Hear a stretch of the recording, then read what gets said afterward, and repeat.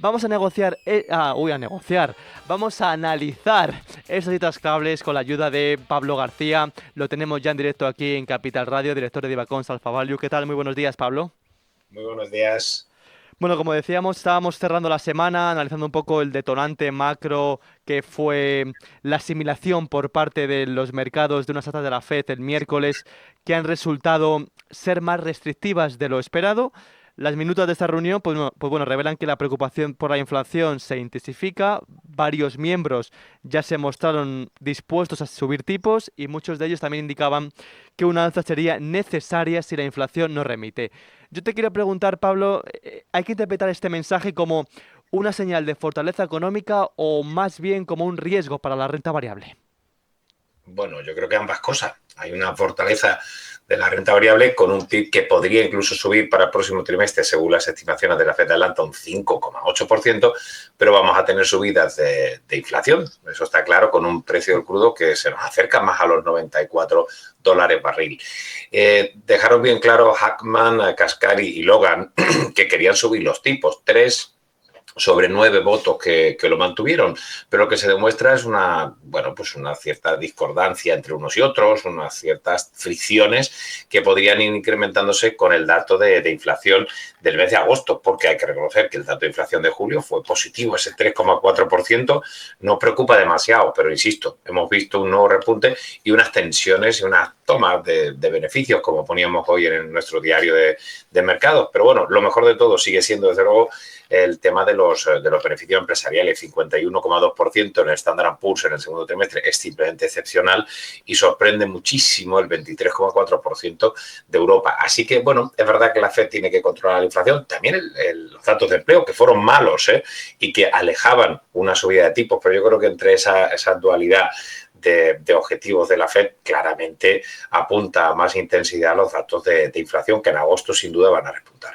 Sí, como decíamos también hace unos minutos, dentro de unas semanas llega Jackson Hole, habitual cita en estos días de agosto. El oro ya está anticipando este evento con una corrección técnica. Es verdad que es una pauta habitual antes de eventos de riesgo como es este. Wall Street, por su parte, acumula una ligera pérdida semanal con tono mixto de fondo. No apuesta claramente en ninguna dirección.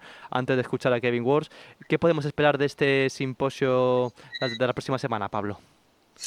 Bueno, va a ser interesante, sobre todo porque el señor Walsh parece que no es muy locuaz, como si lo han sido sus precedentes o predecesores, que la verdad es que tampoco quiere mojarse demasiado porque Trump de momento le está protegiendo, pero ya ayer afirmaba incluso necesito que la Fed recorte los tipos y no lo va a hacer, por supuesto, ¿no?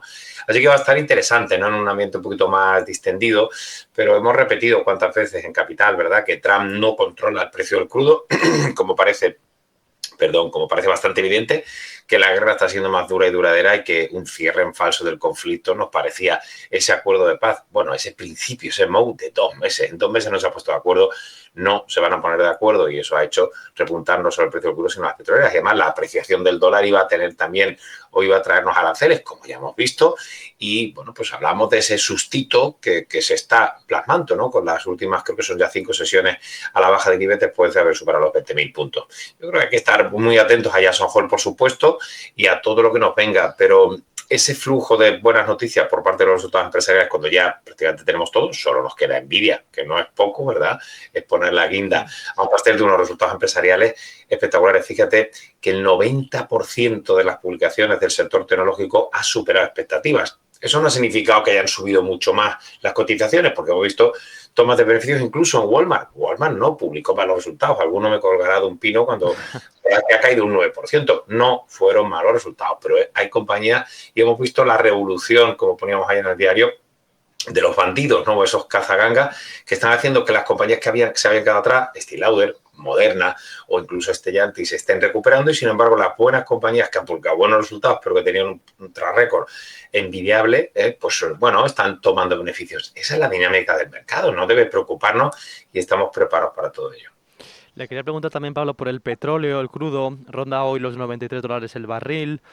En realidad, un petróleo caro, pues bueno, va a reducir esa probabilidad de bajada de tipos a corto plazo, lo que penaliza especialmente, bueno, a los sectores más endeudados del selectivo, por ejemplo, español, como las energéticas renovables o incluso también las inmobiliarias.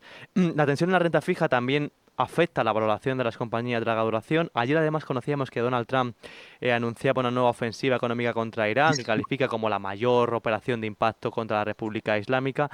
¿Cree que se nos va a disparar el petróleo hasta los 100? O como nos decía Alexis Ortega ayer en Capital Radio, está manipulado. ¿Le escuchamos?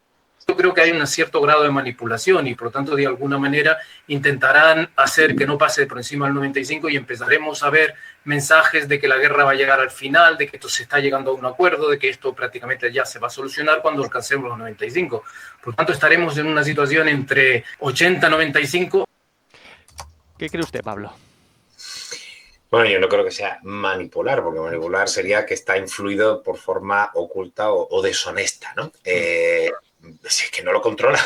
Es decir, es que para mí Trump no controla el precio del crudo, si acaso los iraníes. Entonces, cuando no controlas algo no puedes manipularlo, simplemente, ¿no? Otra cosa es que sepas que con una serie de... que es lo que creo que el bueno de Alexis está comentando, ¿no? Que con una serie de comentarios por parte de Trump el mercado del petróleo se mueve arriba y abajo. Pero la realidad es que nos vamos a $94 el barril, ¿eh? Es decir, que veníamos de 60 y que con mucha volatilidad hemos tenido subidas. Subidas porque no se arregla el estrecho de Hormuz y hemos visto ataques y el señor Netanyahu está pues, con el cuchillo en los dientes y hemos visto incluso que se ha hablado de atacar los intereses de algunos países europeos que están apoyando a Israel y a Estados Unidos.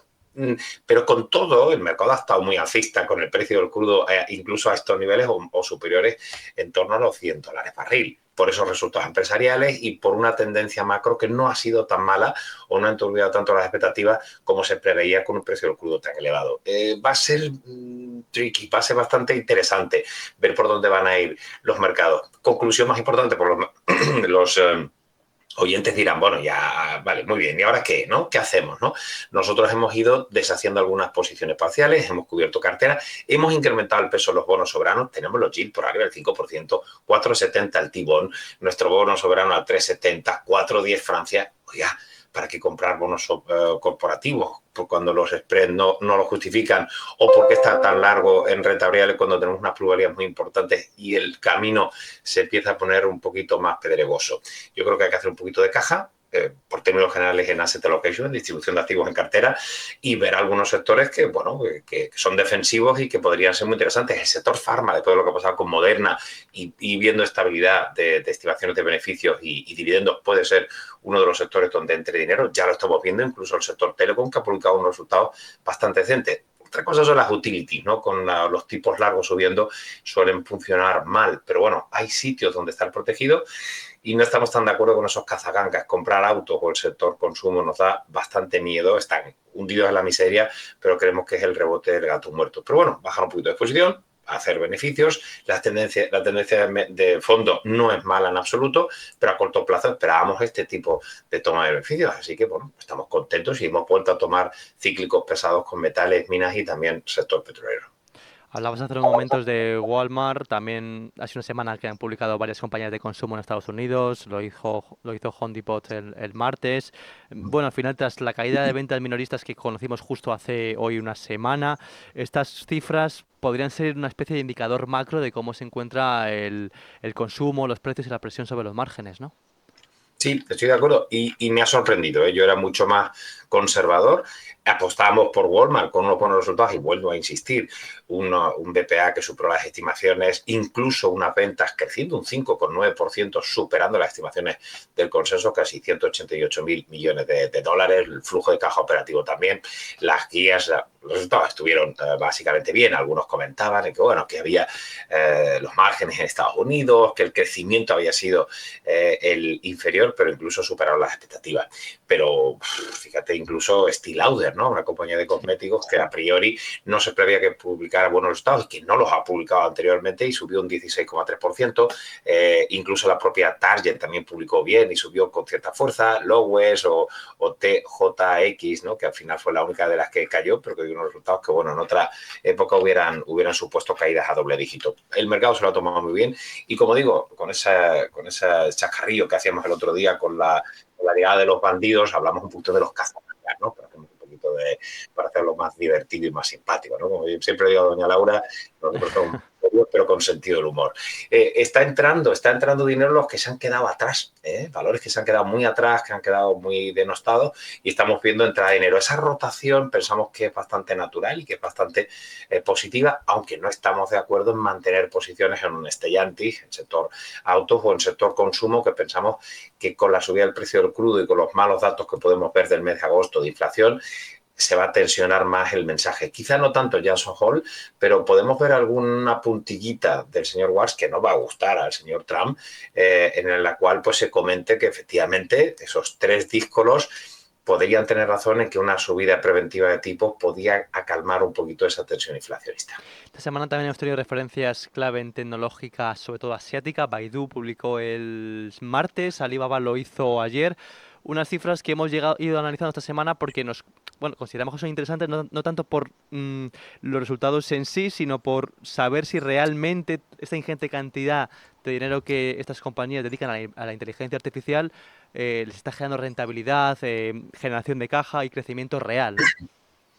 Bueno, pero es que la realidad es que hemos tenido los 3 guarismos más importantes de las cifras de resultados: las ventas, los beneficios y los márgenes, sobre todo los márgenes operativos netos, ¿no?